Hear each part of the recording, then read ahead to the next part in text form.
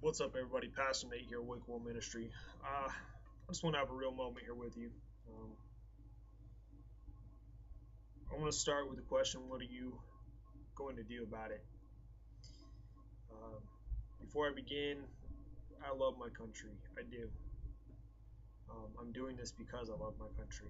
I love the freedom that I have, and I will not forget ever those who have sacrificed to keep the idea of freedom alive, to keep we the people free.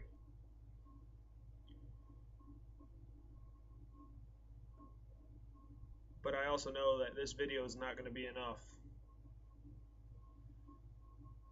Why I'm asking, what are you willing to do about it? And before I begin, I know I'm going to be seen as a terrorist. I know I'm already on a list, viewed as that. But what are you going to do about the freedom that you have? The freedom that is bleeding out at a rapid pace. Honestly, I don't think we're doing enough. As I said, this video, it's not enough. My one voice, it's not enough. The few others out there that are raising their voice, it's not enough. It's we the people that need to raise our voice.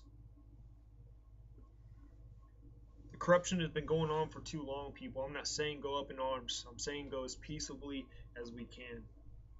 But there's a sad statement that was made, and it's so true, by retired Navy SEAL Benjamin Smith. He shows a video, basically this gang that's ready to do whatever it takes when the Ferguson verdict comes. These people are literally ready to go to war. He's right. They are revolutionaries. They're ready to stand against the injustice that's been done. Now, on the subject of that, it's horrible what happened. Either way, but you guys tearing apart your city, robbing and looting stores should never have happened. That just showed you had lack of control in your mission of why you were rioting. Why would you do that? But anyways, going back to what I was saying, he's absolutely right. These guys in the video, one guy has an AR. You can see the brass as he racks the action back. And one guy shows that he has a judge. A judge is a 45 and a 410 revolver. Okay, it holds a shotgun shell. It's a 410. These guys mean business. And he's absolutely right. These are revolutionaries. They are willing to stand against the injustice when it happens. I'm not saying that's what we need to do. What I'm saying is, why is it that criminals are literally ready to lay down their life for an event that happened locally and do whatever it takes when our whole country is being bled out? Our constitutional rights are being taken away. And we have a person that calls himself our president that commits treason time and time again, yet he has not been impeached when there's been other presidents before him that have been impeached for basically shameful acts. Yet he, the president that's in power now that calls himself the president, has literally committed treason more than once, and yet he's still in power. Goes against how things are supposed to be, yet he's still in office. It's because of the other corrupt people with him. But you know why that is?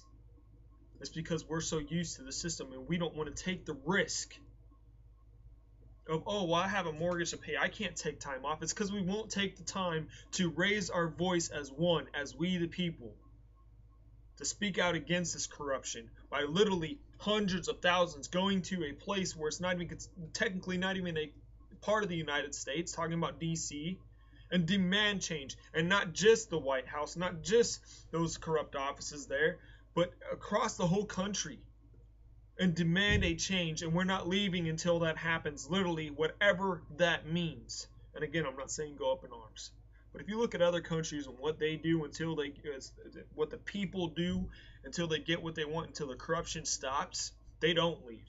They literally tear down the barricades that are brought up.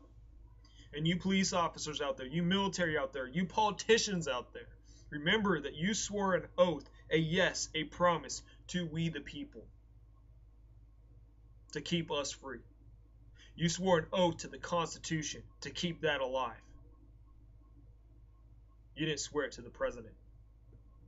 You swore it to us, we the people, and you're a part of that people.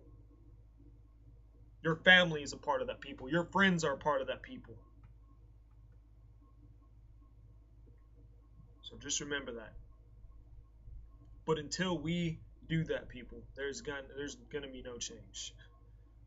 Election is coming up in 2016, and if I'm right, nothing's gonna change. We're gonna see the same person. Unless we act now. Unless we, the people, forget about what the system says. Oh, well, I have mortgage and stuff like. Well, let me tell you something, people. If 100,000 people stop paying their mortgage and giving the bank what they want so we can keep freedom in this country alive.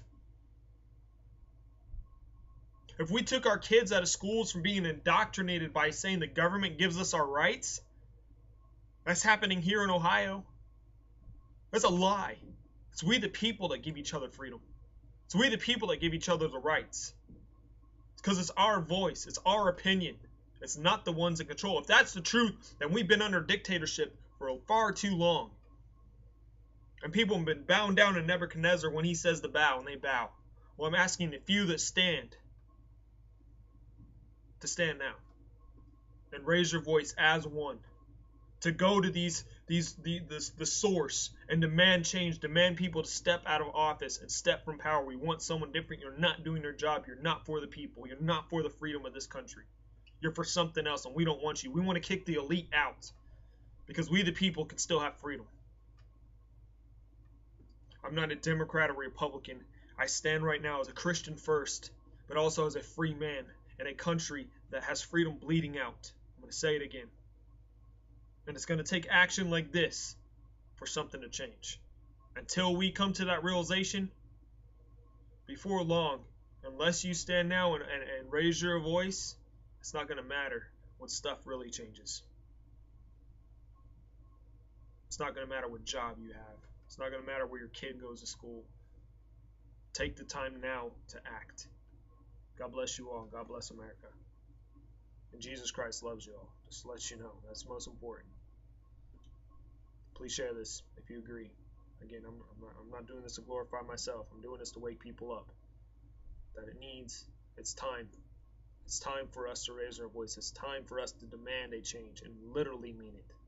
Whatever that means, to sacrifice time away from our jobs, not paying our mortgage and going and camping out, and whatever that in DC, whatever it takes. It's time to do it now. If we don't,